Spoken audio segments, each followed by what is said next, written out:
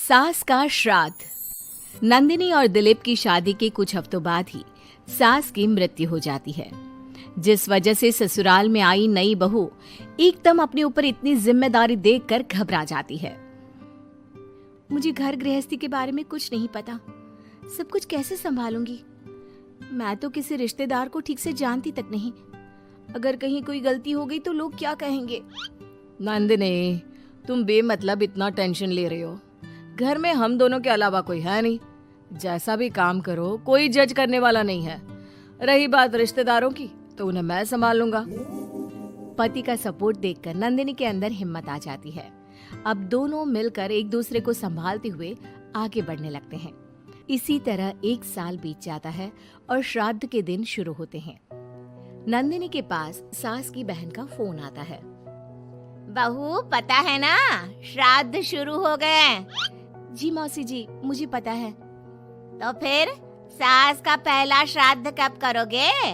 पंडित जी से बात की? कोई तैयारी की? मौसी जी, मैं कल ना पंडित जी के पास चली जाऊंगी।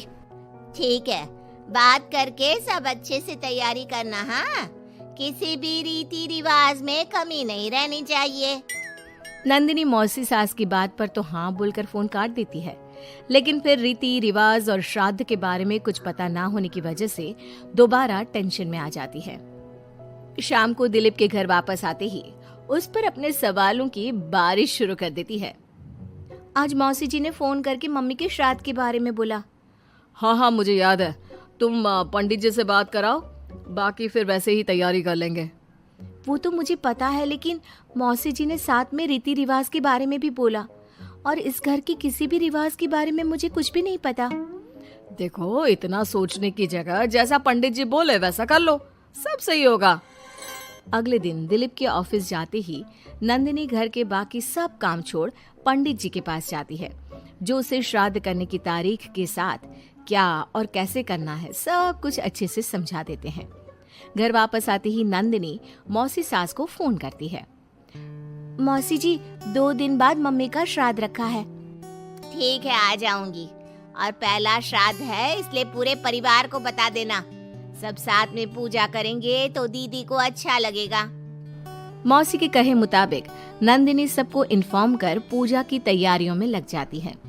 2 दिन बाद पूरा परिवार उनके घर इकट्ठा होता है और देखते ही देखते सबके बीच गृह युद्ध शुरू हो जाता है, जिससे नंदिनी और दिलीप की परेशानी कम होने की जगह बढ़ जाती है। तुमने तो बोला था कि परिवार इकट्ठा होगा, सबके साथ काम कैसे निपट जाएगा पता भी नहीं चलेगा। यहाँ तो मुझे ऐसा कुछ होता नहीं दिख रहा। हाँ, क्योंकि हमें ज्यादा कुछ पता नहीं है और परिवार तो यहाँ आ चुका है, इसलिए जो भी है अब इनके वापस जाने तक तो हमें सहना ही पड़ेगा। रही बात काम की, तो मैं हूँ ना। तुम ना बस परिवार संभाल लो, काम मैं देख लेती हूँ।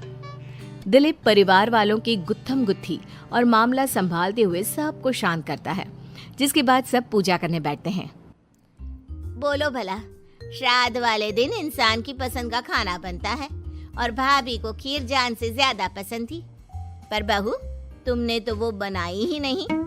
वो एक्चुअली मुझे खीर बनानी नहीं आती, कुछ खराब हो जाता तो बहुत नुकसान होता, इसलिए नहीं बनाई, लेकिन बाजार से मंगवाई है, कुछ देर में आ जाएगी। ऐसी तो आजकल की लड़कियां हैं जिन्हें सास की खुशी से ज्यादा नुकसान की चिंता है, जो खीर तक बाजार से मंगवाती है। मौसी जी, मम्मी की खुशी को याद रखते हुए नंदिनी ने खीर का ऑर्डर उनकी पसंदीदा मिठाई की दुकान पर दिया है। अरे बनाएगी नहीं तो सीखेगी कैसे? माफ करना मौसी जी, लेकिन आज पूरे परिवार का खाना बना है और ऐसे में प्रैक्टिस के चलते मैं इतने सारे लोगों के लिए खीर बनाती और अगर जरा भी गड़बड़ हो जाती तो बहुत खाने का नुकसान होता ना, जो अच्छा नहीं होता। नंदिनी की बात को इग्नोर करते हुए मौसी चुप हो जाती है, जिसके बाद सब पूजा करते हैं और कुछ देर बाद खाना खाने बैठते हैं, लेकिन उन्हें वहां भी शांति नहीं रहती। वो कभी खाने में कमी निकालना तो कभी किसी चीज की फरमाइश करना शुरू कर देते हैं। आखिर ये लोग माँ के श्राद्ध की पूजा के लिए आए हैं या बस ये गलत है, ये वैसा क्यों है, ये ऐसा क्यों नहीं, ये चाहिए, वो अच्छा नहीं, ये सब बोलने के लिए? मुझे तो समझ में नहीं आ रहा, यहाँ श्राद्ध की पूजा हो रही है या इनकी पार्टी। जिस हिसाब से कमियां निकाल कर भी उंगलियां चाट चाट कर खा रहे हैं ना, इनकी तो पार्टी ही लग रही है। बस भगवान करे अब और कोई ड्रामा ना हो। दोनों पति पत्नी इसी उम्मीद के साथ मेहमानों को खाना परोसते रहते हैं। कुछ देर बाद ही मौसी सास का चिल्लाना शुरू हो जाता है। हे भगवान, सब इधर आओ। ये देखो, दीदी की तस्वीर के आगे रखी पूजा की पूड़ी पर चींटियां घूम रही हैं। बहू, तूने दीदी की मनपसंद खीर पूजा में नहीं रखी ना, इसीलिए नाराज हो गई हमारी दीदी। मौसी, आप सबके मन में इस तरह के अंधविश्वास मत भरो। अरे उन्होंने कुछ गलत नहीं बोला। पहले तेरी पत्नी ने घर आते ही हमारी भाभी को ऊपर पहुंचा दिया और अब उनकी आत्मा को भी शांति से नहीं रहने दे रही। इसी के साथ एक एक कर घर में सब अपनी राय देने लगते हैं, जो कुछ ही देर में एक बड़े मुद्दे का रूप ले लेता है, जिसमें सबकी बात और इल्जाम घूम फिर कर नंदिनी या दिलीप पर ही आते हैं। बस करो, आखिर आप लोग हमसे चाहते क्या हो? खुद तो एक दिन भी लड़ाई किए या किसी पर इल्जाम लगाए बिना रह नहीं सकते, तो फिर किस हक से दूसरों को बुरा बोल रहे हो? वो बेचारी जिस दिन से इस घर में आई है सबको खुश करने की कोशिश करती रहती है, लेकिन आप सब उसे टारगेट करने के अलावा कुछ नहीं करते। मौसी जी, आप इतने विश्वास के साथ कैसे कह सकती हैं कि मम्मी नंदिनी से ही गुस्सा है?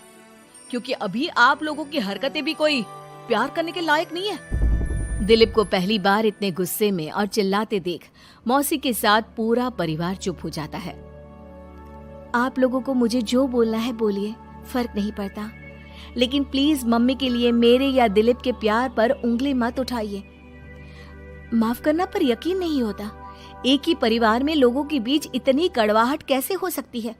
सब एक दूसरे को नीचा दिखाने का मौका ढूंढते रहते हैं, सबको दूसरों में कमियां निकालनी है। क्यों? रही बात चींटियों की, तो बस वो तो पूड़ी पर रखी चीनी ले जा रही हैं। आखिर उन्हें भी तो अपने खाने का इंतजाम करना है। नंदिनी और दिलीप की बातें सुन परिवार में सन्नाटा छा जाता है। सबको अपनी गलती का एहसास होता है, लेकिन गलती ना मानने का गुरूर उन्हें आगे कुछ भी बोलने से रोकता है, जिसके चलते धीरे धीरे सब चुपचाप उठकर अपने घर जाने लगते हैं। अरे सारे कहाँ उठकर चल दिए? बेशर्मो, अब भी तुम्हारे अंदर इतनी शर्म नहीं आई कि एक सॉरी बोल दो? हमने बहू को न जाने कितना परेशान किया, फिर भी उसने पलट कर किसी को कुछ नहीं बोला। नंदिनी, हमें माफ करना, इस साल तो हमारी वजह से सब खराब हो गया, पर वादा करती हूँ अगले साल सब इस परिवार का नया रूप देखेंगे। फिर मैं भी वादा करती हूँ कि अगले साल सबको अपने हाथ की बनाई बढ़िया खीर खिलाऊंगी।